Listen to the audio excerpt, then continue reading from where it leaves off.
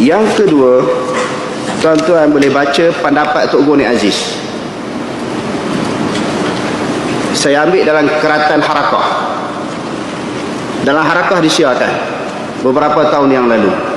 Dan memang baru-baru ni pun dia meninggal dunia. Orang nak buat kenduri arwah, anak dia tak bagi. Tuan-tuan baca tak kenyataan Nik Abdul? Anak dia tak ada. Ayah dia memang tak buat. Memang dalam hidup dia menentang kenduri arwah. Tulisan Tok Guru Nik Aziz ini disiar dalam Harakah. Cuba baca.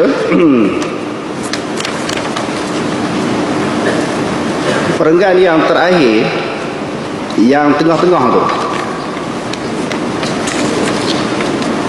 pengarang kitab Al-Tazkirah, iaitu Qurtubi, dengan jelas mengatakan bahawa di antara amalan jahiliah ialah mengadakan suatu himpunan beramai-ramai di perkuburan, di masjid ataupun di rumah dengan berzikir dan juga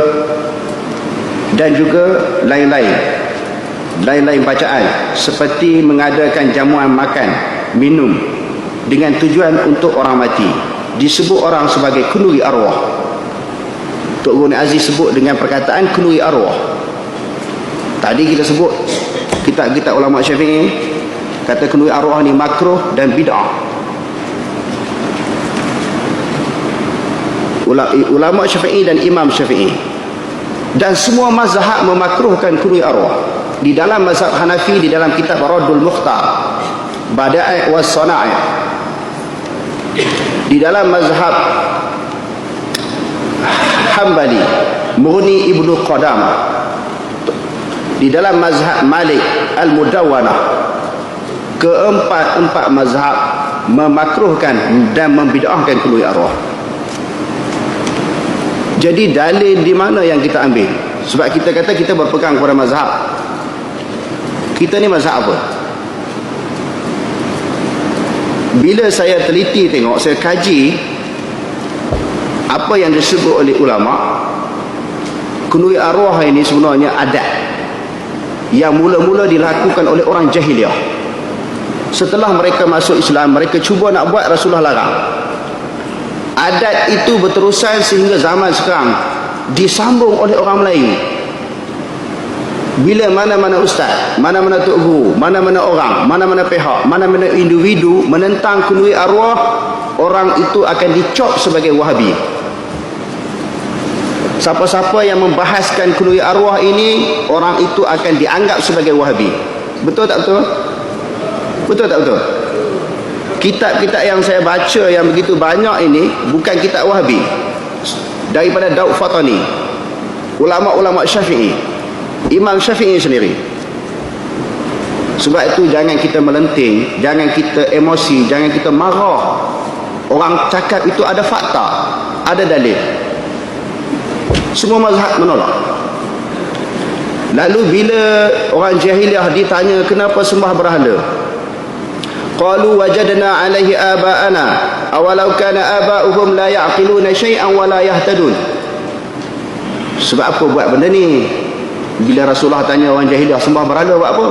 Oh, kami tengok nenek-nenek moyang kami buat macam tu, kami pun buat lah.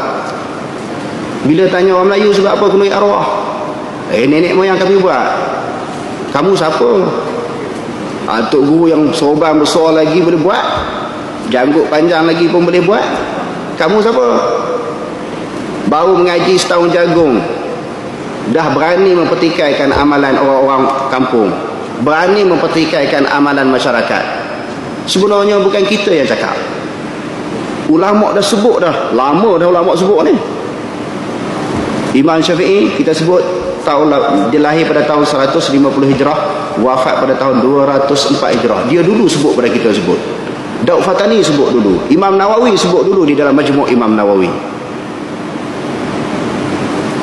Sebab itu jangan labelkan, gelarkan orang yang bercakap isu kenduri arwah ini dia itu Wahabi. Bukan. Wahabi tak terlibat dalam bab ini. Walaupun Muhammad bin Abdul Wahab juga turut menentang, tetapi bukan dia seorang. Sebelum lahirnya Muhammad bin Abdul Wahab, orang lain dah lawan kenduri arwah ini. Sebab benda itu adat diambil daripada jahiliah. Amalan-amalan kita mesti ikut sunnah Nabi. Bila Nabi tak buat, sahabat tak buat. Kita nak ikut, kalau kita kata kita nak ikut Nabi, Nabi tak buat. Kalau nak ikut sahabat, sahabat tak buat. Kalau nak ikut imam yang empat pun tak buat. Kita ambil dalil dari mana? Bila orang ketengahkan isu ni, ini Wahabi. Kita yang tak Wahabi ni ambil dalil dari mana? Sebab tu jangan cepat kita menuduh orang, tuan-tuan. Jangan cepat kita menghukum orang tanpa dalil dan tanpa fakta, tanpa ilmu, tanpa maklumat. Lepas ni kita buka soalan, mungkin orang tuan-tuan mungkin ada dalil, ada hujah untuk meneruskan amalan tersebut. Silakan kalau ada dalil. Cuma saya berpegang kepada pendapat yang terlalu banyak di dalam semua mazhab kata makruh.